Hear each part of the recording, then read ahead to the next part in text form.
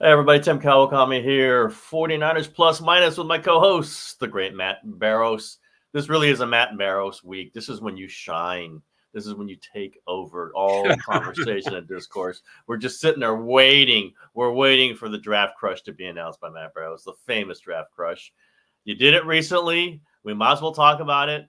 Matt Barrows, take us through your process, how you got to this draft crush, and explain why this. And it's controversial too. I mean, it's always the best kind, right? People are, outraged by your selection. I understand. There's like people in the street holding up signs protesting this. Give us the whole Matt Barrows draft crush process, please. Yeah, I mean, well, it dropped on Monday. Big drop, like an album release. Yes. Yeah, it was not an easy process for me because they're picking at 31. And so you have to first figure out, okay, who's going to be there realistically at 31? And really, I started looking at the offensive lineman first, because that makes the most sense. And you and I have talked about that ad nauseum. This team needs to have a plan along the offensive line, but all of these elite guys, the Amarius Mims, probably the Tyler Guytons, probably the Graham Bartons. He's the Duke, sort of do everything offensive lineman. It's just hard to see them getting to 31. So if that's your number one criterion, someone who realistically can get there, then I don't know if you're looking at offensive linemen anymore. And so you're looking at the other spots. And so I looked at cornerback heavily. I looked at defensive end heavily. I looked at wide receiver heavily. And, I liked Kool-Aid McKinstry, the cornerback from Alabama. I know a lot of 49ers fans would love to have him. But the guy that I ended up picking, Adonai Mitchell, took McKinstry to school when Alabama played Texas. I mean, and I thought the bottom line for why I picked Adonai Mitchell is that I thought he was the best player, the most talented player who could possibly get to pick 31. My Twitter detractors, I don't know if you've ever experienced No, this. I don't understand that There are concept. some people that just get their jollies telling you how stupid and wrong you are. And they may be right in this, that even Adonai Mitchell might not get to 31.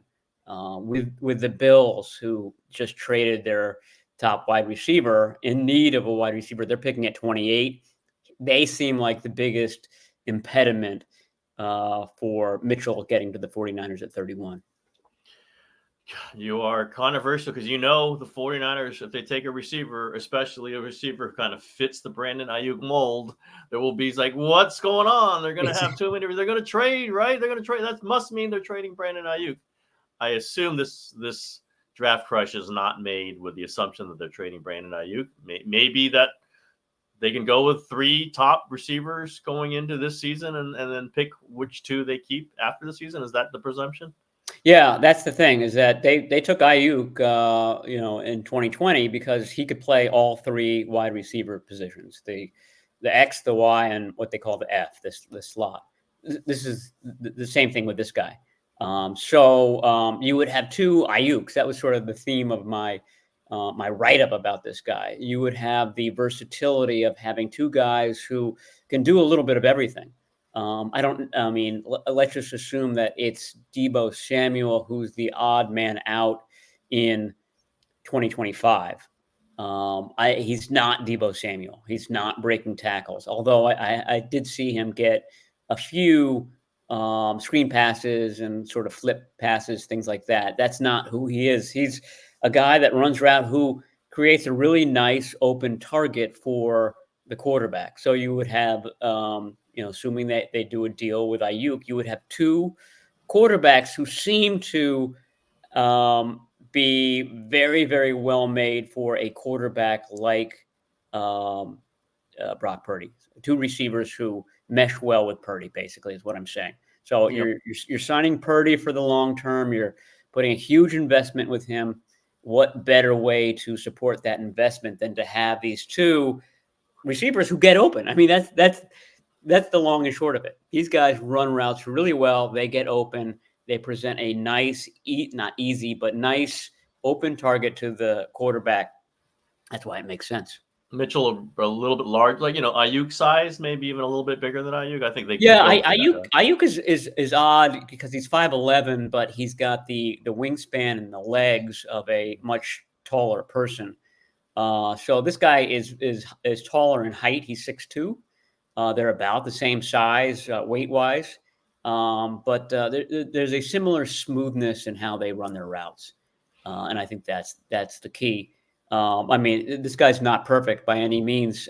He was definitely not a yak guy at Texas, which is weird because he does have size. He ran a 4.34 40, so he's got the speed, but he just was never able to have a lot of yards after the catch. So that very much is a weakness. I think that was a little bit of an anomaly. Just some plays he just gets tripped up at the last minute. But everything else seems to be there. He's really good around the goal line. Like you can't. That's where he kind of showed up. Kool-Aid McKinstry is that you cannot cover him one-on-one. At the goal line, he was a touchdown machine when they were 5 yards or closer. I know one thing though. I read the Dane Brugler, the beast of his very incredible, detailed, comprehensive draft guide, has mentioned like details with AD Mitchell.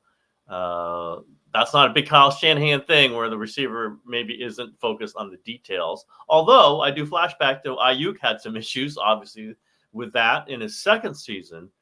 Post, the COVID season kind of was the lost season, and then the second season is where we started hearing about possibly, or we just saw it on the depth chart. We saw other guys, Trent Sherfield, playing ahead of him. Do you think that's something easily passed by a Shanahan coaching staff? No, but any wide receiver who gets drafted by Kyle Shanahan is going to have to scrutinize the details. I mean, everybody that would come in would have to go through that doghouse here where they're learning the details. I think that Shanahan would see his movement skills and be reminded of Aiyuk and of Dante Pettis. I mean, this is what Shanahan's looking for, is how the guy moves. And then that's sort of the beauty of it. This would be his learning year, Adonai Mitchell. And then next year, when you really need him, would be the year where hopefully he would have it all together. But any receiver who comes in is going to get the third degree from Kyle Shanahan. Well, Chris Conley can just take him under his wing, right? The obvious. Your guy, yeah. The next guy on the ladder. He's gonna step right to 31-year-old Chris Conley. But I've said this over and over again. It's like the full scale receiver, the guy who does everything: the physical, the blocking, the run routes, the yards after catch. Now we'll see if Mitchell, in the NFL, he can do that. But like that's what Aiyuk is. They could use another guy like that. They've got some gimmick guys. Debo's way more than a gimmick guy, but he's not a pure route runner. Like I know he's going to take this step and go to this step and be there, in 2.1 seconds. They don't quite know that with Debo. That's not what his talents are. They could use another guy like that. And that's why I like Conley. It's like he just does stuff like that. He's a receiver on that big, huge play. It was in the Lions game. He's going to go out and he's going to be at that, make the break, and Purdy knows he's going to do that. And it feels like that's what you're saying, Mitchell, is I don't know. I've watched some Texas, and I've kind of felt that the size part of it is big, the physical part of it. I'm not going to go with you on this one, though. I don't, again, who knows what they're going to do at 31.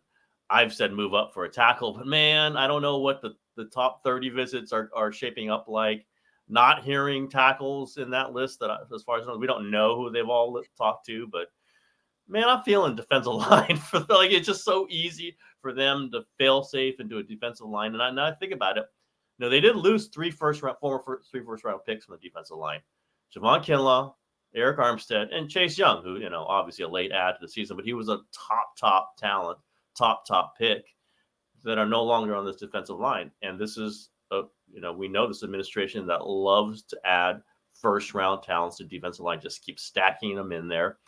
Cleveland Ferrell would be another one, right? Lose Cleveland Ferrell. That's another first-round pick they've lost from this defensive line.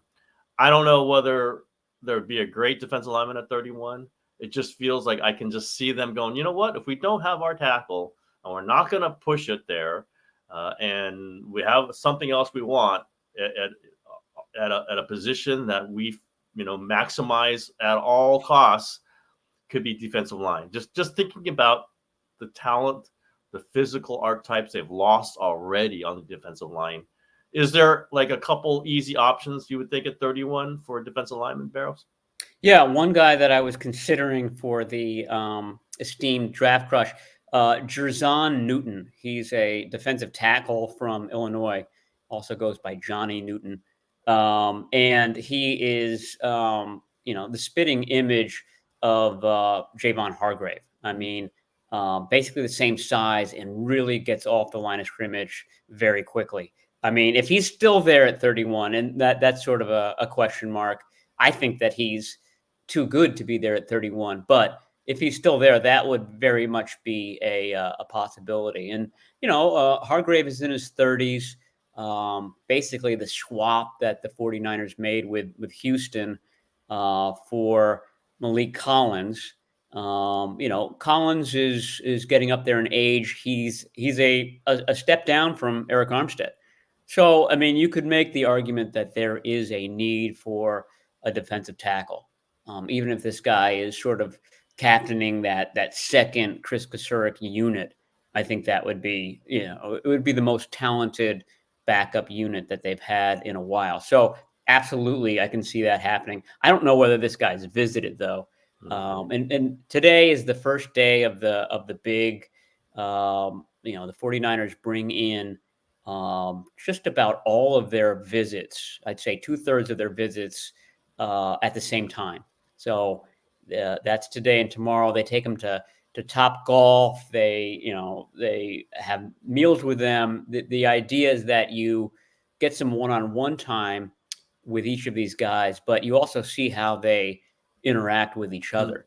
And that was an Adam Peters thing. Adam Peters has brought that to DC. Washington is having its big kind of group thing today. It's all about the quarterbacks with them. But my point is that we might get a couple more names, and I've got a good list of names, but boy, these are all kind of day 2, day 3 type of guys. But there might be a couple that come out. Jerzon Newton is one that I'm looking to see whether he's there, because he could be available at the end of the first round. And if he is, that might be exactly what the 49ers end up doing. I mean, it's not hard to see John Lynch and Kyle Shanahan drafting a defensive lineman. It just never is hard to see that. And now that, they've lost some guys. They lost some talent there. It's still talented. Sign Leonard Floyd. Obviously, they have other talent there, but they got Javon Hargrave. They've got Bosa, obviously, but never tricky to figure that out. I still think they should draft a tackle. I would say move up to use some draft capital to get a tackle.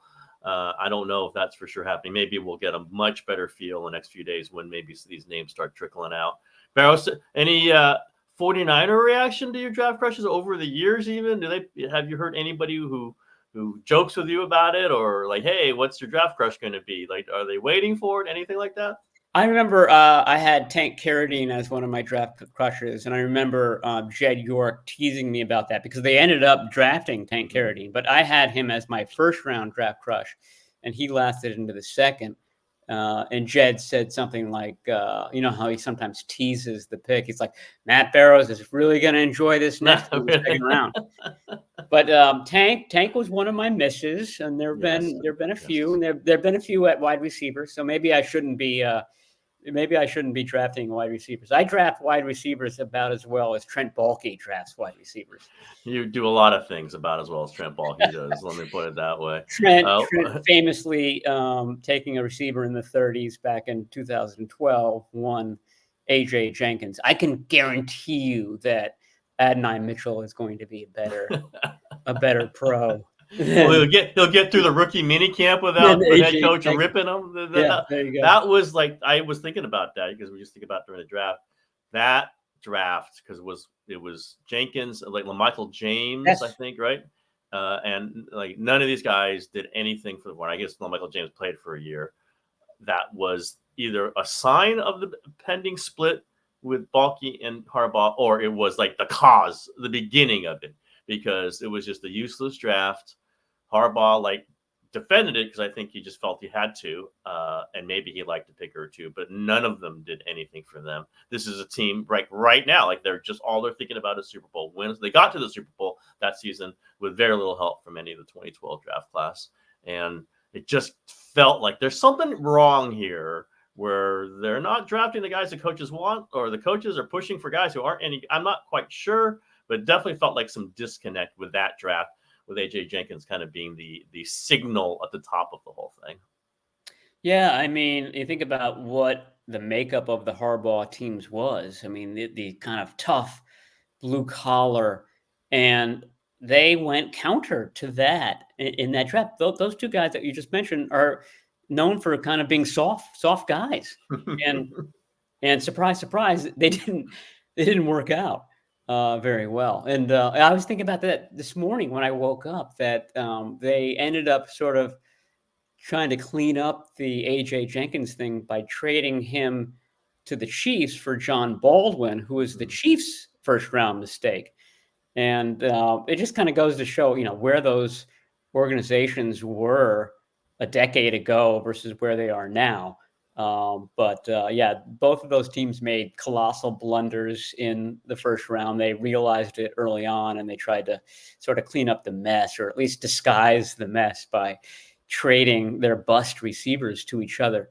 But yeah, I mean, I think that's a great way of sort of, this has been underplayed, but I think that a good thing that John Lynch and Adam Peters did in previous years was really start to figure out what the coaching staff wants and get buy-in from the coaching staff. Peters was really good at that. And Peters is now doing the same thing. And I've been talking with Ben Standig, our Commanders writer, about, what are the elements of a Adam Peters draft. And one of the things that Peters did, which I thought was really cool, was on day 3, he would have everybody in the room before the draft started stand up and say, okay, if we could pick one guy on here, day 3, rounds 4, 5, 6, and 7, who's your guy? And so each person would stand up and sort of make a pitch for a certain player. And then, if there was consensus, if there was more than a few people saying the same name, they would try to go out and get that guy. And so, like I'm saying, there's buy-in. Like everybody is sort of kind of invested in certain players, and that did not seem to be the case in that 2012 draft. And my other point is that Adam Peters isn't here anymore. This is going to be a new draft for this new group, and it'll be interesting. I think they're going to, borrow a lot of things that he brought to the organization. At least they should. But this will be their first one without Adam Peters. I think he probably left with the draft board pretty much the way it's going to be. But, all of these visits that are taking place right now, all that stuff, this is the first time that they've done it without Peters. They're going to get to the point, picking 31, no Peters. Oh, dear Lord, what do we do? Let's go back and look at Barrows' draft crush. There you go. Let's go back. Let's go see. Speaking of investment, Brandon Aiyuk is always the offseason of Aiyuk. We just saw that there was a signing with the Philadelphia Eagles, Devontae Smith, reported 3 years and 75. We don't know the structure of that. If it's actually $25 million a year when it really comes down to it, I would bet it's a little bit less. But, $51 million or $52 million guarantee kind of leads you to believe that 25 is in the ballpark, because usually the bonus is 2 times the annual salary. What do you think about that? Where do you think that puts the 49ers? Where do you think that puts Brandon Aiyuk? And, voluntary works or off-season workouts are beginning. Do you have any knowledge of whether Aiyuk is actually participating in them? I don't. My guess is that he's not taking part. I mean, Deebo Samuel didn't at this point. They are voluntary. They are voluntary. They are voluntary. Yeah. I don't know if Christian McCaffrey is there, for example. Yeah. So, you and I have talked about how the draft is going to be an interesting point. They may field a couple of offers. they didn't get moved to do anything when they got some offers for Deebo Samuel 2 years ago. But the thing with the Deebo Samuel episode was that very shortly thereafter, after the draft passed, and after it was clear that they weren't going to trade him, things started to soften. Yep. Things started to thaw. And Deebo Samuel showed up at some of the OTAs and mini camps. He didn't take part in them, but he was there. And that's what I'm going to be looking for. This is probably 3 or 4 weeks from now when they have that first OTA. Is Brandon Aiyuk just kind of on the sideline? Is he bumming around? I mean, Deebo Samuel was joking around with people, joking around with coaches, things like that. That was a signal that, okay, this contract isn't done now, but it's going to get done. I think that's the beauty of Kyle Shanahan, is that he's tight with these guys. He stays out of the negotiation. He doesn't try to influence it. I'm certain that he's the one that sort of reeled Deebo Samuel back in from the edge 2 years ago. And I think the same thing is going to end up happening with Brandon Aiyuk. What's the Matt Barrows life like when there are like speculation, or should we call them, or reports, or whatever that was with Aiyuk a couple days ago, that he theoretically, according to this report, that he had requested a trade, immediately shot down by his agent Ryan Williams. But what do you go through when you see someone like that? Well, I take credit for that, because I wrote Ryan Williams. I said, hey, I don't know this reporter. I don't know if this is right, but this is out there and making the rounds right now. And of course, Ryan Williams didn't respond to me, but he did hop on to Twitter and shoot it down immediately. So I don't know whether I'm the cause of that. I'd like to think that I was, but I probably wasn't. But yeah, I mean, not to toot my own horns, but I'm trying to go to official sources to determine whether any of this is true. There was a weird oddball picture of Brandon Aiyuk yesterday, sort of like getting ready for work type of picture, where he's like in the foyer of a house. He's got a coffee cup in his hand, and people interpreted that like, oh, he's showing up for the first day of the offseason program. Was he? I don't know. I mean, it's such a vague, ambiguous type of thing, but that's the kind of world we live in right now. Like, if Brandon Aiyuk can type the letter B onto Twitter, and then that'll spurn like 600 stories. Like, what does that mean, B? Yes. Oh, I know what this means. This clearly means that he's being traded to the Toronto Alouettes. It's a done deal.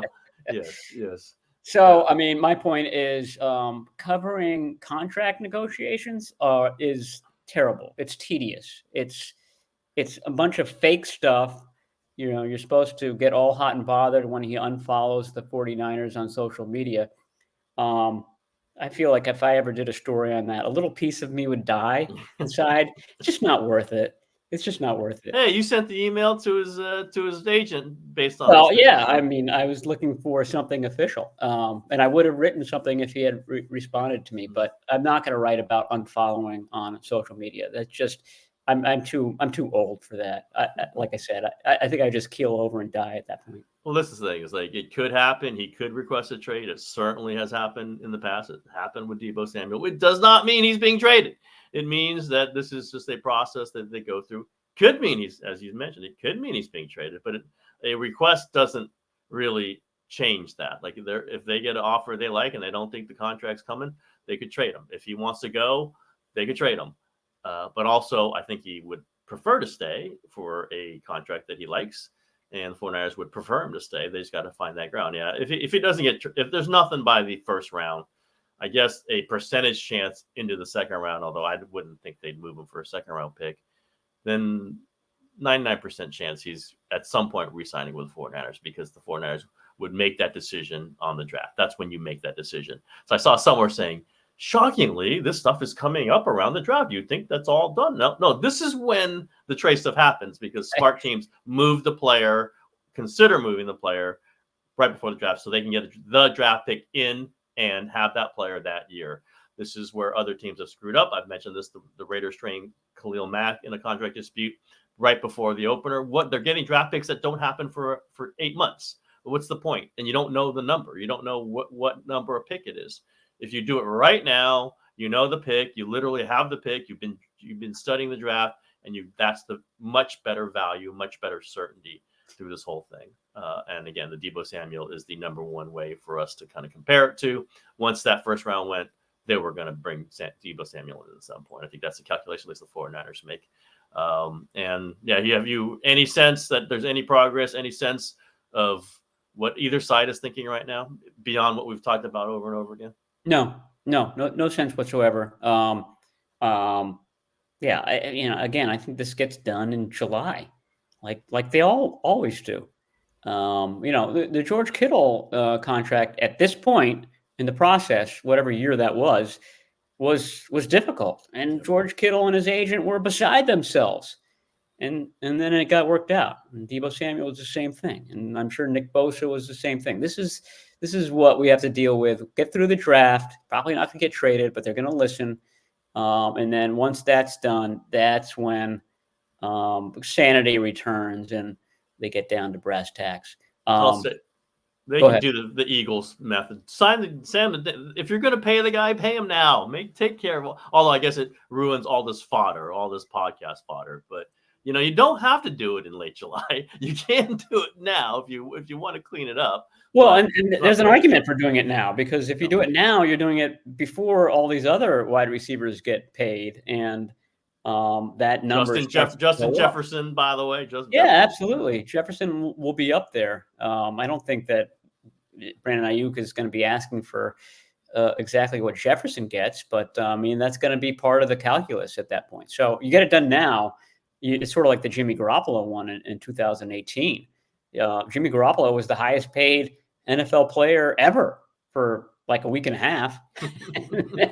And then he wasn't. But if you had waited. Do you remember who jumped over him very quickly? Do you remember who that player was? I can't remember. Is it Kirk Cousins? Derek Carr. Derek Carr. It's like we got Jimmy Garoppolo and then Derek Carr as the numbers 1 and 2 on the highest paid players in the history of the NFL. Then that was superseded very quickly. I forget by who, but it's always going to get superseded. You do the contract and then someone else is going to top you. It's not like that was part of the Bosa thing. Was like, if you're going to do it, you're going to pay him $34 million a year, whatever the hell the number is. Like, why don't you do it a little earlier so he's in camp? I don't quite get that part. I understand it's negotiation, and maybe he was asking for 37, but I think he was about at that number. Why don't you just do it so you can have him in camp if you're actually going to pay that number at the end? Well, the 49ers start to get leverage in late July when training camp starts and the guy starts getting docked, for every day that he misses. That's usually what moves it. So that's the leverage that the 49ers have at that point. I don't think they had a lot of leverage on Nick Bosa. Well, I'll say it that way. I don't think he came down very much, and I don't think they actually. Well, and they forgave his fines too, and they said that they would, like from the get go. It's like, oh, okay, it's you lost your negotiation. So if you're going to do all that, then why don't you just? Well, it's negotiation. What do I know about multi-million-dollar negotiations? But I just like if the Eagles do it now. Like you can do one of them now. Like I'm just like everyone else. I'm the one. They don't do these deals till the end of July. It's not going to happen till the end of July. I did hear a little bit during the Bosa thing from not the Bosa people, but people around the Bosa things. Like, if they're going to pay him, why don't they just do it now? Why does this have to go to the very, very, very end?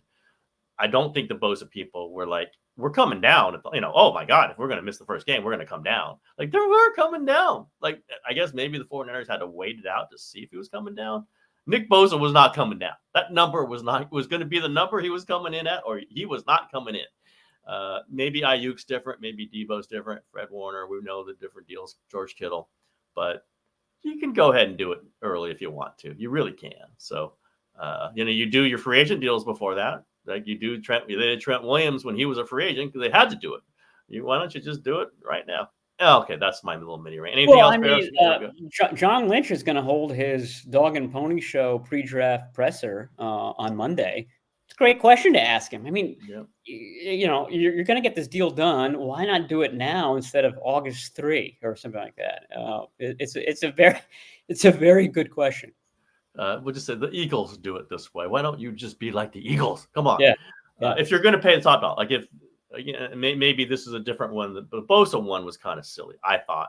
Like if you're going to pay him $34 million a year, this was the number you could have got him at any point. If you had offered $34 million a year, he would have come in. Like that would have happened, and they didn't. So maybe they were holding out; they could get him for 31 or 29, but they weren't. It was Nick Bosa. All right, Barrows. Anything else you got here? Where we lean up? We got almost week and a half before the draft now, so things are getting intense. Things are getting important. What do you got? Yeah, well, I mean, the most interesting thing for me draft wise was that John Lynch and Chris Furster were caught wearing UW sweaties, sweatshirts, hoodies up there for I don't even know what it was, whether it was the spring game, and then there was some alumni there who then worked out for those guys. It reminded me of the Jim Harbaugh, Greg Roman foray to Durham, North Carolina, where they were scouting out Peyton Manning back in the day, and they came in and they had their hoodies up because they didn't want anybody to see them. These guys were a little bit more obvious because they were wearing University of Washington gear, and they got pure purple. They got caught by the team website and kind of put on display there, but. We're talking about wide receivers. One of the guys who was there is Rome Odunze. I mean, they're not going to draft him, but it's a loaded draft class for Washington with a couple of offensive linemen. And the one that's caught everybody's eye is Roger Rosengarten, who played right tackle for Washington, but he's protecting a left-handed quarterback. And people think that he's got right or left tackle skills, and that he could be the guy that the 49ers are circling.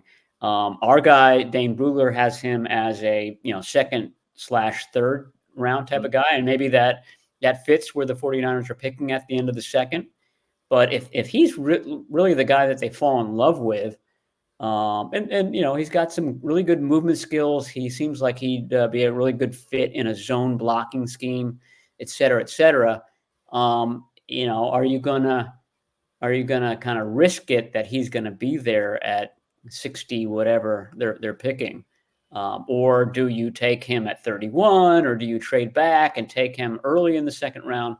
I don't know. He's what I would call a person of interest. Finally a top tackle, day one or day two tackle that we've got documentation that these guys are showing interest in.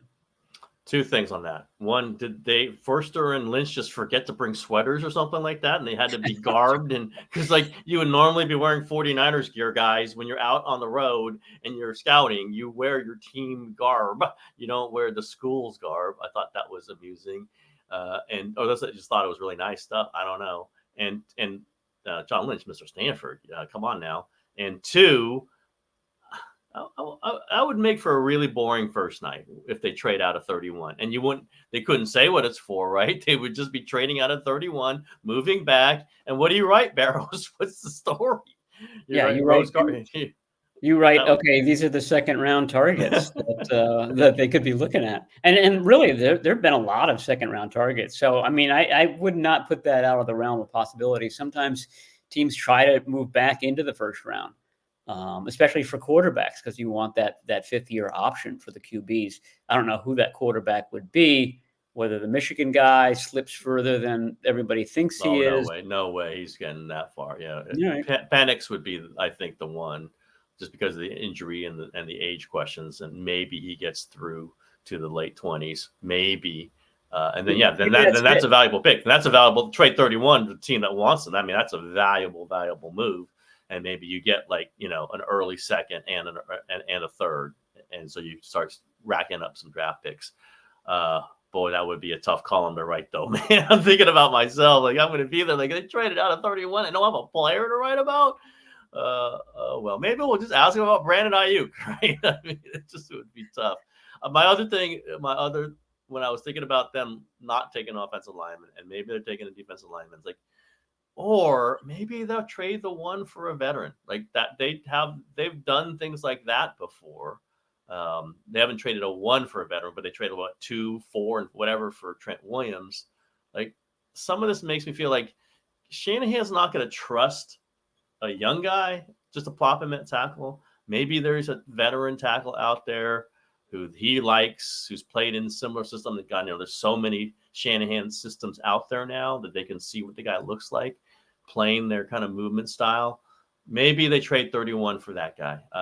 I'm thinking that I'm coming off of them drafting a tackle, probably 31, and more like what's the other options? Defensive line, wide receiver, and maybe trade for a tackle. I don't know. I don't even know who that would be. Tristan Wirfs is ungettable. That's obviously the ideal candidate, and that ain't happening. So I think anything is now on the table because I'm getting a little leery of them not getting any top 30 visits from tackles at the moment.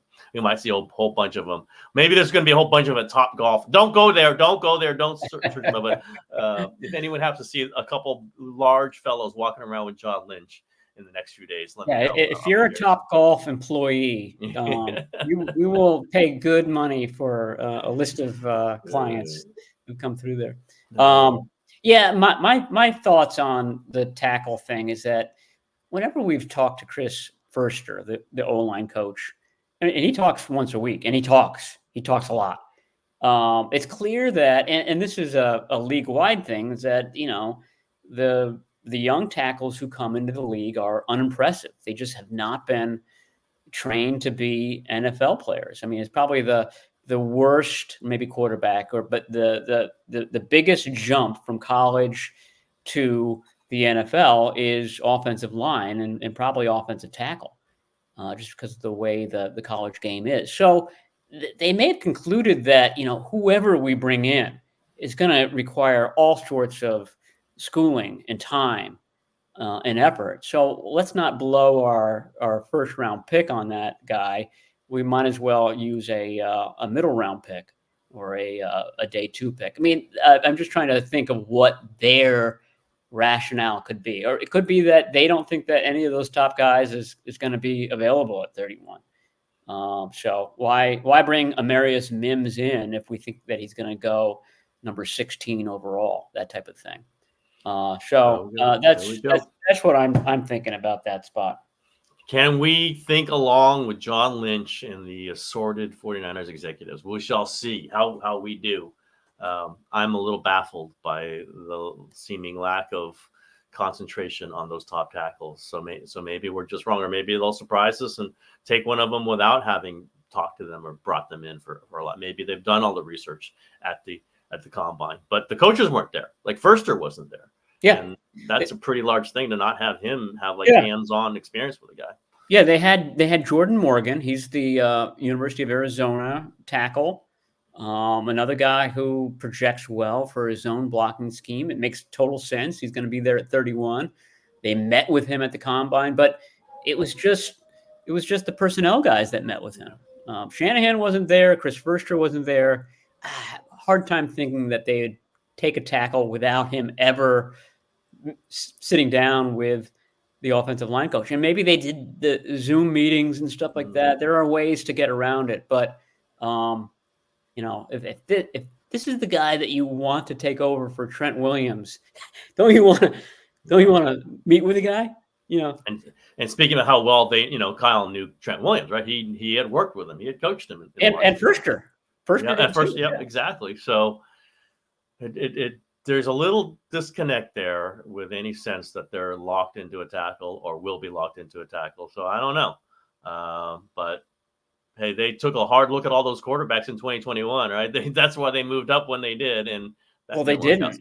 They actually didn't because it was a COVID year. So they did as much as they could. They did as much as they could, but they never had the intimate, like the dinner, the one-on-one meetings. None of that could take place. He couldn't get within 10 feet of these guys. Yeah. They went to the pro days, though. That's I guess I'm saying. Like Shanahan went, like Kyle went to 3 pro days, which may never happen ever again.